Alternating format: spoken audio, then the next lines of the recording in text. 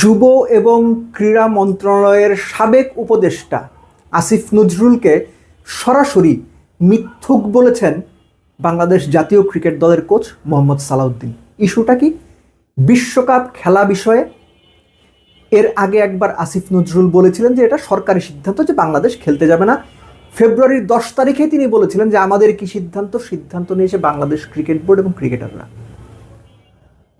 এবং শুক্রবার 20 ফেব্রুয়ারি মোহাম্মদ সালাউদ্দিন গণমাধ্যমের সামনে স্পষ্ট করে বললেন যে আসিফ নজরুল এরকম মিথ্যে কথা কিভাবে বলেন, টিচাররা তো একটু মিথ্যে কথা কম বলেন। তিনি নিজেও একজন টিচার, অর্থাৎ নিজের কথা বলেছিলেন মোহাম্মদ সালাউদ্দিন। তিনি ছেলেদের কাছে কিভাবে মুখ দেখাবেন? তিনি এমনও বলেছেন যে ঢাকা বিশ্ববিদ্যালয় দেশের সর্বোচ্চ বিদ্যাপীঠের একজন টিচার বা শিক্ষক কিভাবে এরকম মিথ্যা কথা বলেন, কিভাবে এরকম কথা ঘুরিয়ে ফেলেন। এই যে বাংলাদেশের বিশ্বকাপ খেলতে না যাওয়া, সিকিউরিটি কনসার্ন ছিল, অবশ্যই ছিল, এবং সেটা যৌক্তিকও ছিল। কিন্তু এই যে বিশ্বকাপ খেলতে না যাওয়ার পেছনে শুরু থেকেই একটা আলোচনা ছিল যে একটা বিশেষ গোষ্ঠী তাদের রাজনৈতিক স্বার্থে অথবা বিশেষ কোনো স্বার্থে বাংলাদেশকে বিশ্বকাপ খেলা থেকে বঞ্চিত করেছে, কিংবা বিশেষ উদ্দেশ্যে, নেতিবাচক উদ্দেশ্যে, ষড়যন্ত্রের অংশ হিসেবে বাংলাদেশকে বিশ্বকাপ খেলতে দেয়নি।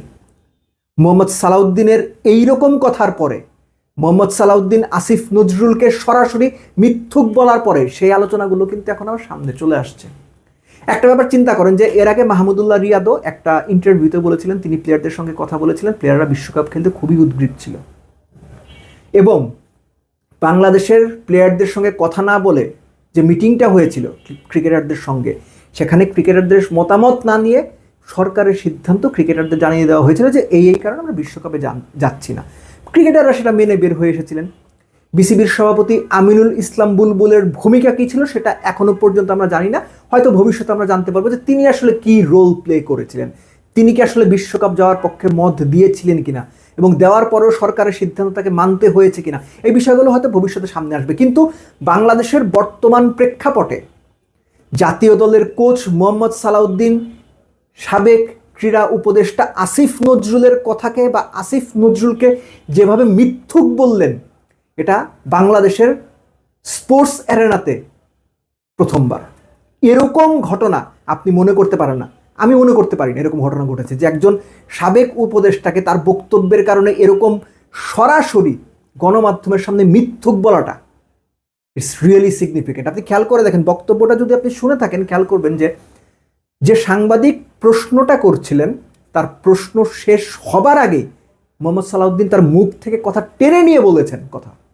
অর্থাৎ এই যে আসিফ নজরুল যা করেছেন বা বাংলাদেশকে যে বিশ্বকাপে খেলতে যেতে দেননি, সেটা সম্পর্কে মোহাম্মদ সালাউদ্দিন বা ক্রিকেটারদের মধ্যে যে ক্ষোভ রয়েছে সেটা সরাসরি প্রকাশ করার জন্য তিনি কোনো রকম সময় নেননি। সাংবাদিক প্রশ্ন করার আগে তার মুখ থেকে কথা কেড়ে নিয়ে তিনি উত্তর দিয়েছেন।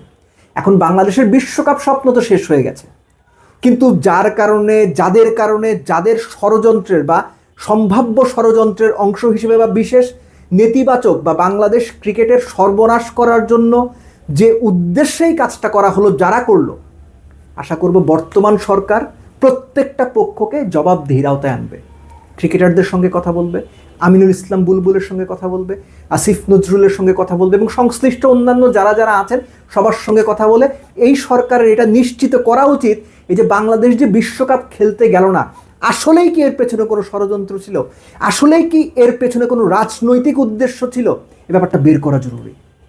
ভবিষ্যৎ রেফারেন্সের জন্য হইলেও এই ব্যাপারটা বের করা জরুরি। কেননা বাংলাদেশের এই বিশ্বকাপ যে শেষ হয়ে গেল, এটা তো আর ফিরে আসবে না, কিন্তু ভবিষ্যতে ক্রিকেট নিয়ে আর কোনো গোষ্ঠী কিংবা রাজনৈতিক মতাদর্শের কোনো বিশেষ গোষ্ঠী আর যেন ষড়যন্ত্র না করতে পারে, সেটার জন্য হলেও এই ব্যাপারটার সুষ্ঠু এবং পূর্ণাঙ্গ তদন্ত হওয়া উচিত। এবং তদন্তে যদি কাউকে বা এক বা একাধিক বা অনেক মানুষকে যদি দোষী পাওয়া যায়, তাদেরকে সেই দোষ অনুযায়ী এমন একটা কাঠামোর মধ্যে আনা উচিত যেন ভবিষ্যতে অন্য কেউ ক্রিকেট নিয়ে এরকম ষড়যন্ত্র না করে।